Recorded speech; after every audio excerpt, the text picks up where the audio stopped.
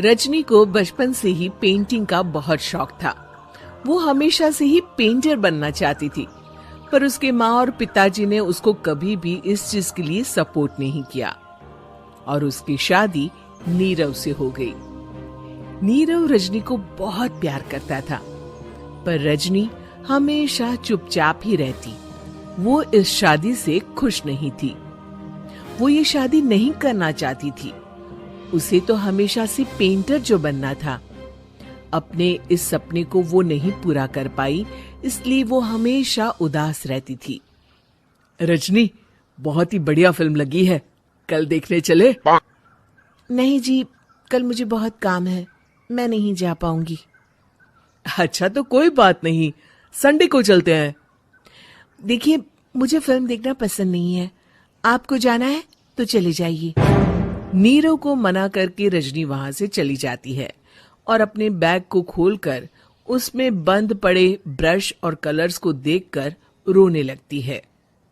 रजनी, चलो ना कहीं बाहर खाने चलते हैं, कुछ तुम्हारी पसंद का। जी, मुझे नहीं जाना, मेरी तबीयत ठीक नहीं है। रजनी वहां से चली जाती है।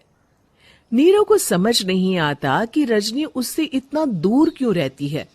वो जब भी उसके साथ वक्त बिताना चाहता है, रजनी कोई ना कोई बहाना बना देती है। एक दिन घर पर कोई नहीं था। रजनी घर का सारा काम जल्दी से खत्म कर लेती है। घर पर अकेले होने के कारण वो सोचती है कि वो आज पेंटिंग करेगी। वो अपने कमरे में जाकर पेंट ब्रशेस और कलर्स निकालकर जैसे ही कलर मिक्स कर रही होती है कि दरवाजे पर बेल बज जाती है। अब कौन आ गया इस वक्त? इतनी मुश्किल से तो मुझे पेंट करने का मौका मिला है। रजनी दरवाजा खोलती है तो उसकी सास अपनी सहेलियों के साथ खड़ी होती है और सब घर के अंदर आ जाते हैं। अरे बहू, सबको शरबत बनाकर पिला दे, बाहर तो बड़ी गर्मी है। उफ। जी। रजनी पेंट ना कर पाने से उदास हो जाती है। उसे गुस्सा भी आ रहा होता है कि उसने इस शादी के लिए हाँ क्यों कह दी। वो रसोई में जा रही होती है कि उसकी सास उसे रोकती है। बहू, सबके खाने का भी इंतजाम कर लेना, आज का लंच तो ये सब यहीं करेगी। हाँ। रजनी बिना कुछ कहे रसोई में चली जाती है। सबके लिए खाना बनाती है। सब खाना खाते हैं और रजनी घड़ी देखती है कि ये सब कब जाएंगे ताकि वो अपनी पेंटिंग कर सके। जब शाम होती है तब सब चले जाते हैं अपने घर। अरे बहू, सब तेरे खाने की तो बहुत तारीफ कर रहे थे, सबको बहुत अच्छा लगा खाना। आपको मुझे सुबह बताना चाहिए था ना कि आपकी सहेलियां आ रही हैं। पता भी है कितना वक्त लगा सारा खाना बनाने में। अरे बहू, तू ऐसे कैसे बात कर रही है मुझसे? तो और कैसे बात करूं? मैं इस घर की कोई नौकरानी नहीं हूं कि इतना काम करूंगी। रजनी अपने कमरे में जाकर दरवाजा बंद कर लेती है। शाम को जब नीरव आता है तो उसकी माँ उसे पूरी घटना के बारे में बताती है। क्या रजनी ने आपसे इस तरह बात की माँ? हाँ, और पता नहीं उसे क्या हो गया है, शाम से बाहर भी नहीं आई है। मैंने तो कई बार आवाज दी, खाना भी नहीं खाया उसने। तू ही बात करके देख ले बेटा। नीरव अपने कमरे का दरवाजा खटखटाता है।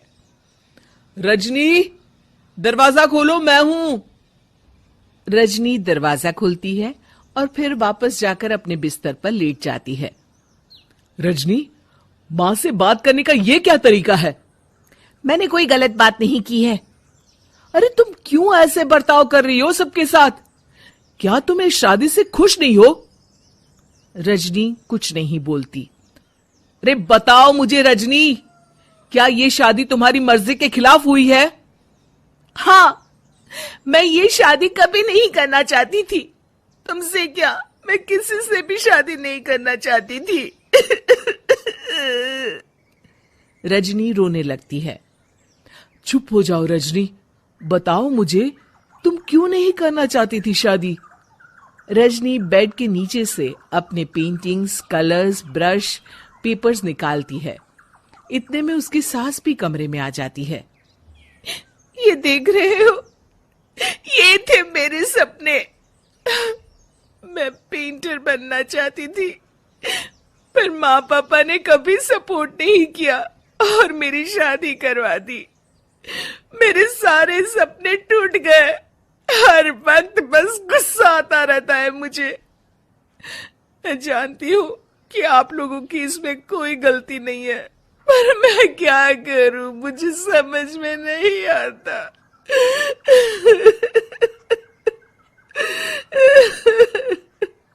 रजनी फूट फूट कर रोने लगती है।